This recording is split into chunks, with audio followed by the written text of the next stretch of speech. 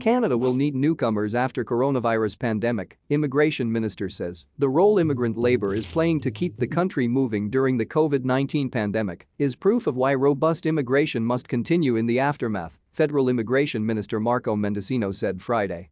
While the health and safety of Canadians must be assured before the doors of the country can be opened as widely again, they will be, Mendicino said. He believes Canadians would want it that way.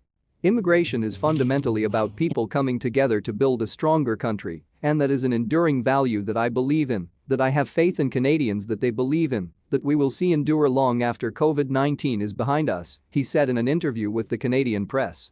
Just as the COVID-19 pandemic was beginning to force travel bans and border shutdowns in March, Mendicino had released the Liberals' next three-year plan for immigration.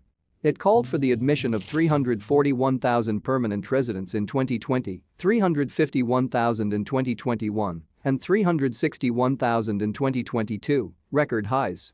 They follow annual increases to immigration levels by the previous Conservative government as well, as politicians of all stripes have moved to address chronic job shortages in certain sectors of the economy.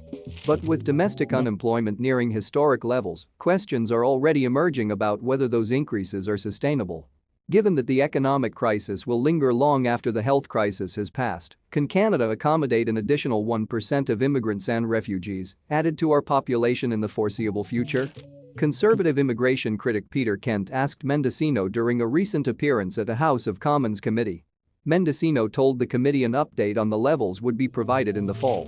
On Friday, he wouldn't say whether the targets remain feasible, even from a logistical point of view, given the border and travel restrictions in place around the world. But he said the pandemic has showcased the essential nature of the work newcomers do. We could not put food on the plate of Canadians at an affordable price without immigrants. We could not support our frontline workers without immigration, he said. So it's vitally important that we continue to immigrate today in a manner that is safe and orderly, and also to drive that future that we all believe will be underpinned by immigration as it has been in the past. Temporary foreign workers who are largely employed by the agriculture industry were initially shut out from Canada when a decision was made to close the border to all but citizens or permanent residents. The government moved swiftly to reverse that decision after an outcry. The fact that people considered so essential, however, often work in less than optimal conditions and with grave uncertainty around their futures, has also raised questions about whether the program itself needs to be rethought.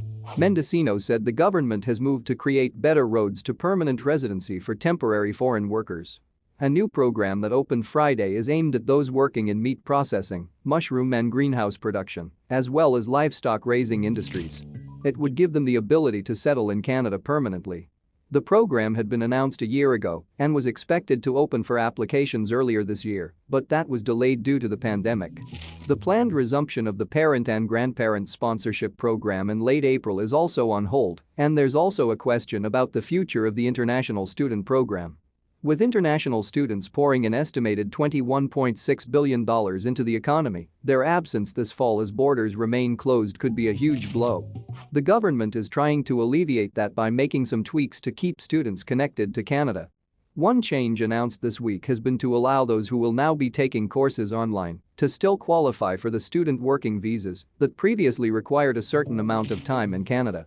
Another program on pause is refugee resettlement. The Liberals were heavily criticized for shutting down that stream of new arrivals when they shut the borders in March.